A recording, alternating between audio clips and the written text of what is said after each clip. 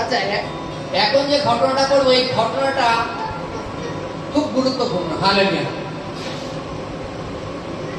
অনেকটাই বলে থাকি যে সিমন পিতর, তাই তো?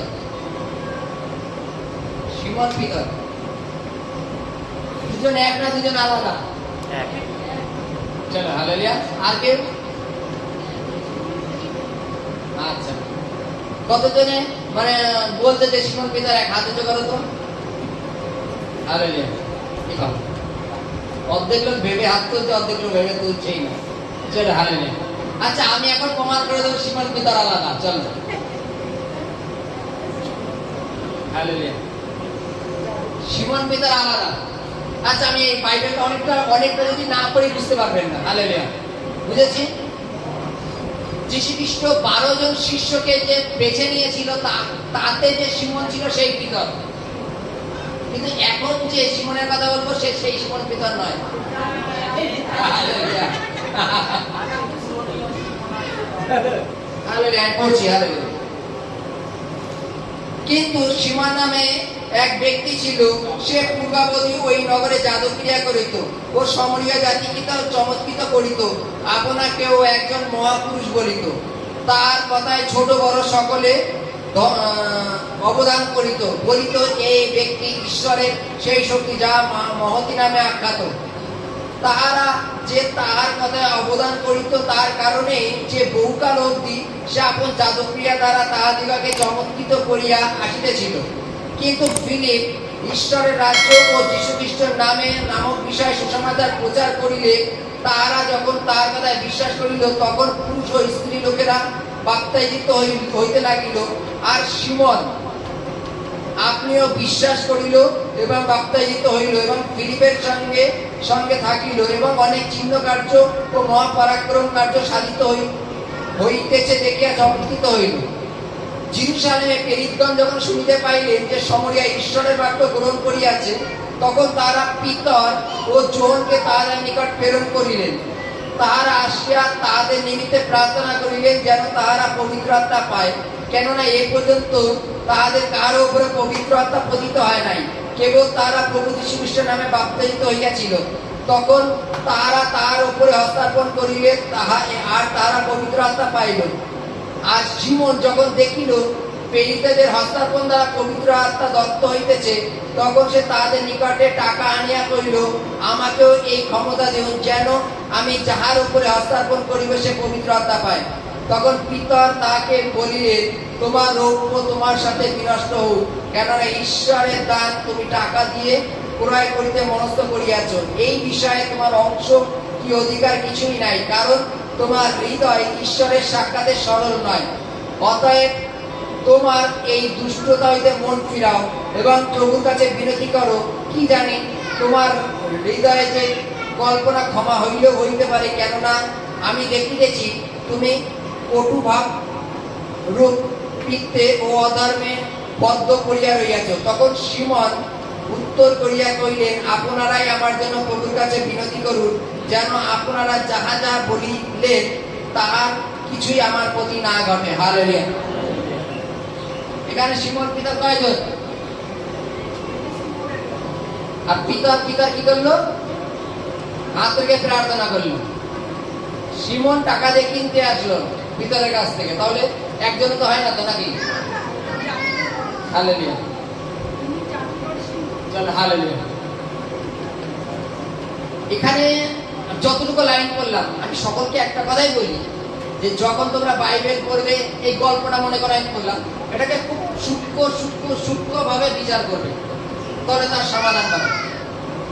যেমন আমি পড়ছি, এটা তোমাদের মধ্যে নেবে, বলছে যে একজন সিমন নামে একজন ব্যক্তি জাদুক্রিয়া করে বেড়াতো। হালেলুয়া। আগে আমরা জাদু দেখতাম, তাই তো নাকি? স্কুলে জাদু আসতো, হ্যাঁ অনেক কিছু জাদু আসতো স্কুলে। জাদুকালা সেদিন স্কুল একবেলা হয়ে ছুটি হয়ে যেত, ঘরের মধ্যে আটকায় নিয়ে এবার একখানে জাদু হতো, একটা ফাঁকা জায়গায় নিয়ে জাদু হতো। হ্যাঁ, অনেক কিছু, ফুল পায়রা বানাতো, কাউরে চাকু ঢুকা যাচ্ছে, অনেক রকম জাদু হতো। এইবার এই জাদু ক্রিয়া যখন সে ওই গ্রামে অবিরত করে আসতো, ফলে ওই গ্রামে তার নামটা খুব ভালো হয়ে গেছিল, তাই তো? এবং সকলে তাকে ভয়ও করত। হালেলুয়া। তার সকলে অনেকে তাকে ভয়ও করত। বাইবেলে বলছে সেই গ্রামে যখন ফিলিপ প্রচারের জন্য আসলো, ফিলিপ ওই গ্রামে যখন প্রচারে আসছে, ফিলিপ মন পরিবর্তনের সুসমাচার প্রচার করছে যে তোমরা মন পরিবর্তন করো। এবং বাইবেলে লেখা আছে সে যে মনে করে একটুখানি মাথা হয়, পাড়ার মাথা হয়, দেখবা সকলে সে কথা ভালো হলেও তার কথা শুনে, খারাপ হলেও তার কথা শুনে হা হয়ে উঠতে থাকে, হা হয়ে। তাই শিমন হচ্ছে ঠিক সে তেমন ছিল। যেহেতু জাদু ক্রিয়া করতো, পয়সাও বেশি ছিল, লোকের টুপি পরাতে পারতো, ভালো বকতে পারতো, আর সকলে তার কথা মনোযোগ দিয়ে শুনতো। হালেলুয়া। বাইবেলে লেখা আছে ওই গ্রামে যখন ফিলিপ আসলো প্রচারের জন্য, এবং ফিলিপ যখন প্রচার করা চালু করলো, সকলে ফিলিপের কথা শুনে বিশ্বাস করলো প্রভুকে, এবং অনেকে বাপ্তাইজিত হইলো, পুরুষ মহিলা। বাইবেলের কাছে পুরুষ মহিলা বাপ্তাইজিত হইলো, এবং বাইবেলের কাছে সেই শিমনও বাপ্তাইজিত হইলো, বিশ্বাস করলো। সকলের বাপ্তাইজিত হওয়া আলাদা, আর শিমনের বাপ্তাইজিত হওয়া আলাদা। ওটা যদি খুব গভীরভাবে পড়বে, দেখবে পুরুষ মহিলা বাপ্তাইজিত হইলো আর শিমনও বাপ্তাইজিত হইলো, দুটো আলাদা ভাবে লিখেছে। কেন লিখেছে?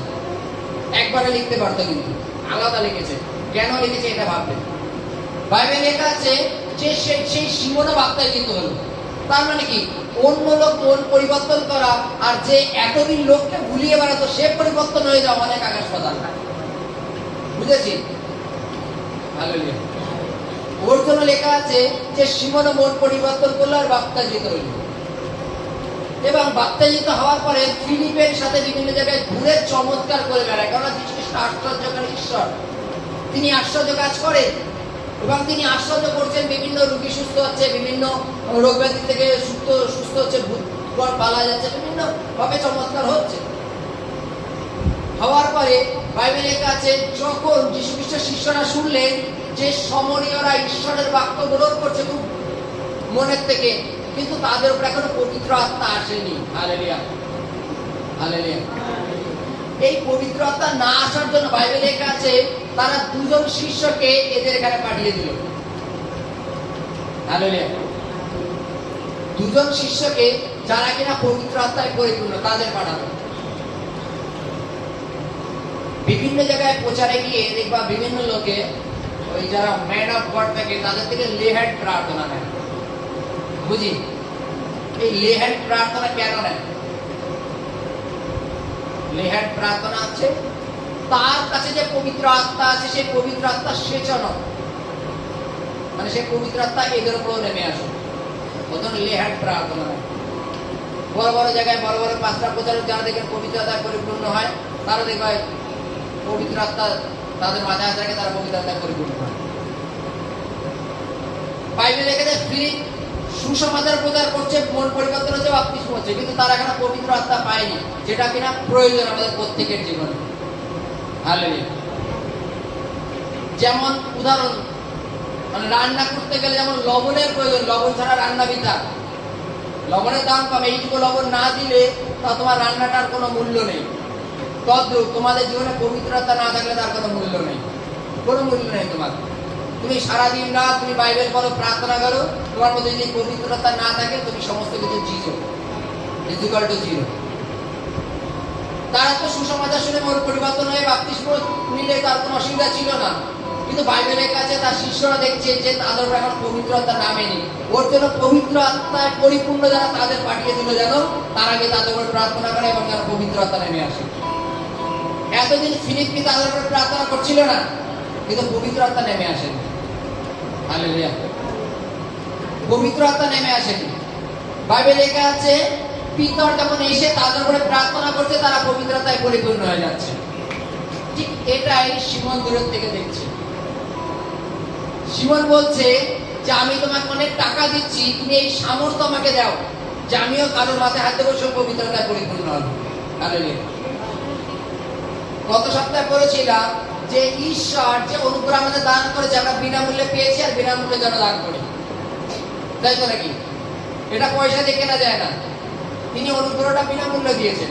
আর এখন এই শিমন বলছে, আমি তোমাকে টাকা দিচ্ছি, পিতাকে বলছে টাকা দিচ্ছি, তুমি এই পবিত্র আত্মার বরদানটা তুমি আমাকে দাও। তাই ঈশ্বরের বরদান কখনো টাকা দিয়ে কেনা যায় না। হালেলুয়া। তখন পিতর বলছে, এই টাকা সোনা দানা তোমার সাথেই বিনষ্ট কেন বললো? তোমার সাথে বিনষ্ট কেন বললো? তুমি যখন প্রভুকে জানো বা বাপ্তিস্ম নিয়েও তোমার এই পবিত্রতা কিনতে হবে, এই ভাবনা তোমার মধ্যে আসলো কি করে? হালেলুয়া। তাহলে তুমি কেমন বিশ্বাসী? সবকিছু আমি টাকা দিয়ে কিনে নেবো, এটা হয় না। হয় এই জাদু ক্রিয়া করতো, এর কাছে অনেক টাকা ছিল, এর কাছে অনেক টাকা ছিল, ওর জন্য টাকা এনে বলছে এই সামর্থ্য তুমি আমাকে দাও। পিতর তাকে খুব সুন্দরভাবে বোঝালো যে তোমার টাকা, তোমার ধন সম্পত্তি তোমার সাথে বিনষ্ট হোক, কেননা তোমার মধ্যে এখনো ছলনা রয়েছে, তুমি পুরোপুরি ভাবে এখনো শুদ্ধ না। তুমি মন পরিবর্তন করেছো, বাপ্তিস্ম হয়েছো এবং ফিলিপের সাথে প্রচার করে বেড়াচ্ছ, ঠিক আছে, কিন্তু মন থেকে এখনো পরিষ্কার হয়নি। যদি মন থেকে পরিষ্কার হতো তাহলে এই শিমনকে কি বলতো? পিতার বা ভাই বা দাদা বা যাই হোক বলতো যে তুমি এক কাজ করো, আমার উপরে প্রার্থনা করে যেন আমি যেন পবিত্রতা পাই। তাই তো নাকি? এটা বলতে পারতো তো? সে আগে ওই গ্রামের বস ছিল, বস, সকলে তার কথা শুনতো। তাই এখনো যদি আমি পবিত্র আত্মা আমি যদি কিনে নিই এবং পরে আমি লোকের উপরে হাত রেখে প্রার্থনা করবো, তারা পবিত্র আত্মা পাবে, ফলে আমি মানে আমার বস থেকে যাবো, বস তো বসই থেকে যাবে। হালেলুয়া।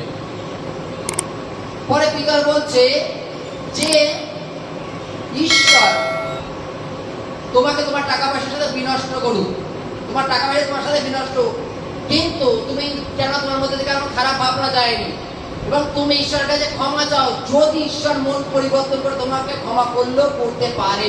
হালেলুয়া। ক্ষমা করলেও করতে পারে। তখন এই শিমন কি বলছে? আপনারা যে কথাগুলো বলছেন না, ওই কথাগুলো নিয়ে আপনারা ঈশ্বরের কাছে আমার জন্য প্রার্থনা করুন, মানে আমি এত ভেঙে ছেড়ে বলতে পারবো না, কিন্তু আপনারা আমার জন্য প্রার্থনা করবেন যেন ঈশ্বর আমার পাপ ক্ষমা করেন। হালেলুয়া। এই শিমনের ঘটনা, পিতরের ঘটনা, ফিলিপের ঘটনা, এগুলো আমরা যদি খুব সুন্দরভাবে দেখি যে শিমন যে জাদুক্রিয়া করতো, তার গ্রামে যখন ফিলিপ প্রচারে আসলো, প্রচারে পরে মন পরিবর্তন হলো, বাপ্তিস্ম হলো। তারপরে ফিলিপ যখন ওই গ্রামের পিতর আসলো, পিতর যখন লোকের উপরে পবিত্রতায় প্রার্থনা করছে, শিমন সেটাকে কেনার অফার দিয়েছে এবং পিতর তাকে সুবুদ্ধি দিয়েছে এবং লাস্টে শিমন পিতরকে বলছে আমার জন্য তুমি ঈশ্বরের কাছে প্রার্থনা করো। হালেলুয়া। এই পুরো গল্পটা বুঝতে পেরেছি?